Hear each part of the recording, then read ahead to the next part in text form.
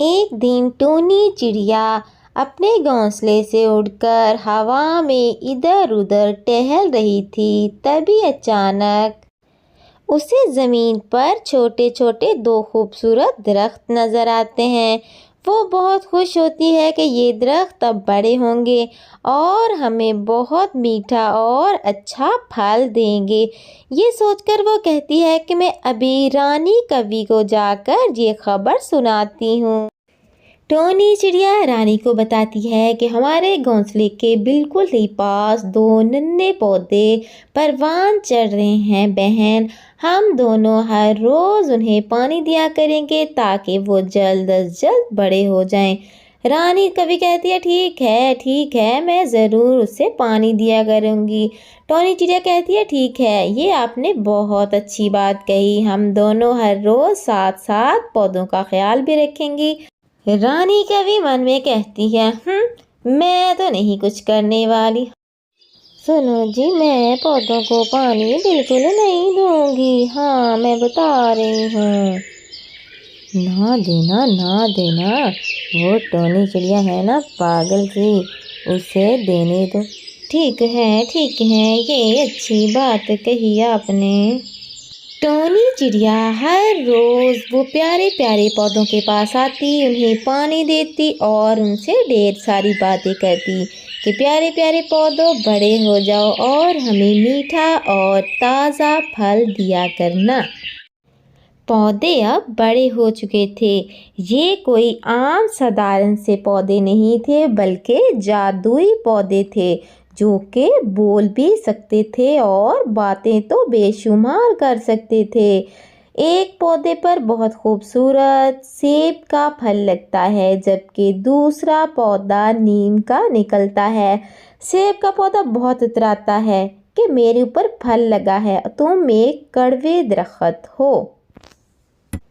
تبھی وہاں پر ٹونی چڑیا آ جاتی ہے اور وہ سیب کے درخت پر بیٹھ کر بہت خوش ہوتی ہے کہ چلو ایک تو پھل والا نکلا، اب ہم سب کھایا کریں گے۔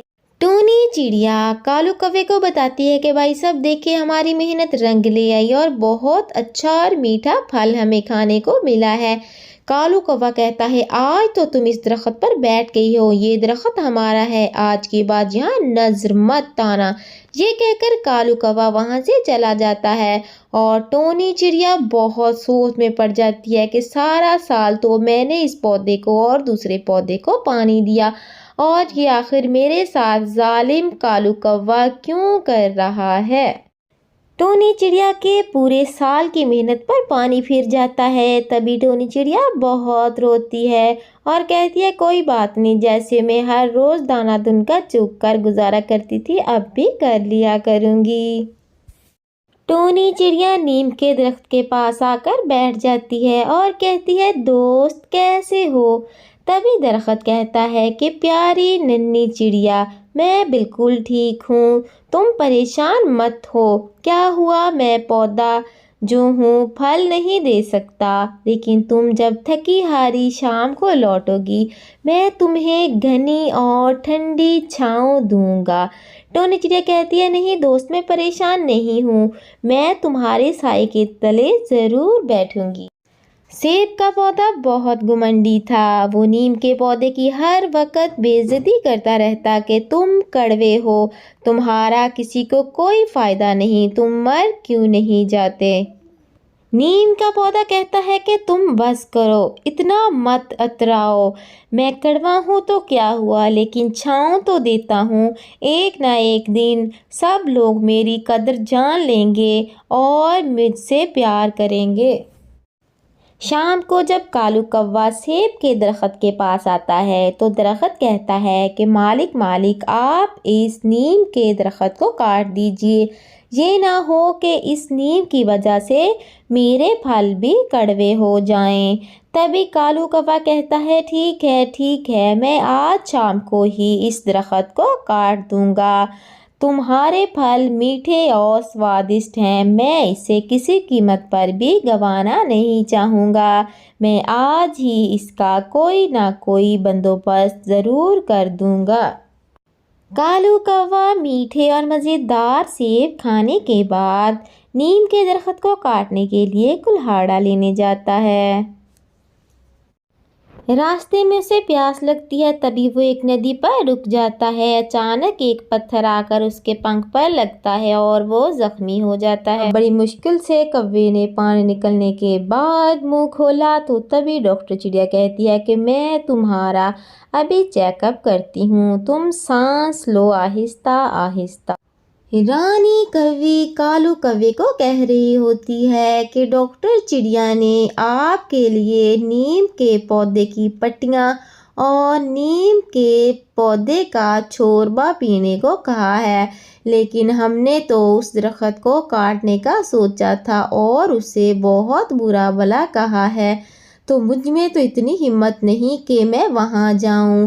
تبھی کالو کوا ہائے ہائے کرتا ہے کہ میں مر گیا، میری جان درد سے نکلی جا رہی ہے۔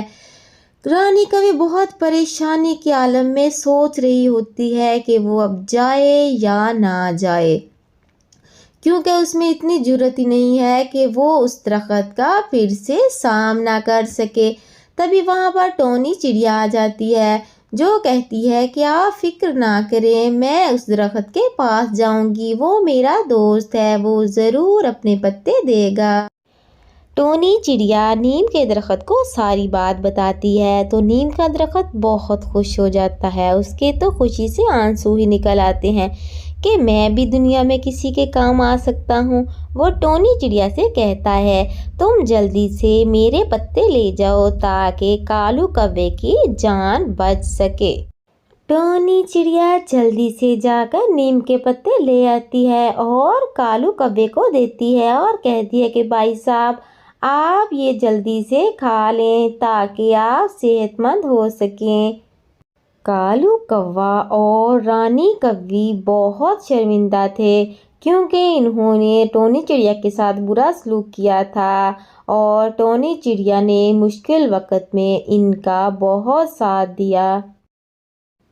کالو کوا اور رانی کوی نیم کے پیڑ کے پاس جاتے ہیں اور اس سے معافی مانگتے ہیں۔ کالو کوا کہتا ہے کہ اگر آج آپ نہیں ہوتی تو میں اس جگہ پر زندہ کھڑا نہیں ہوتا۔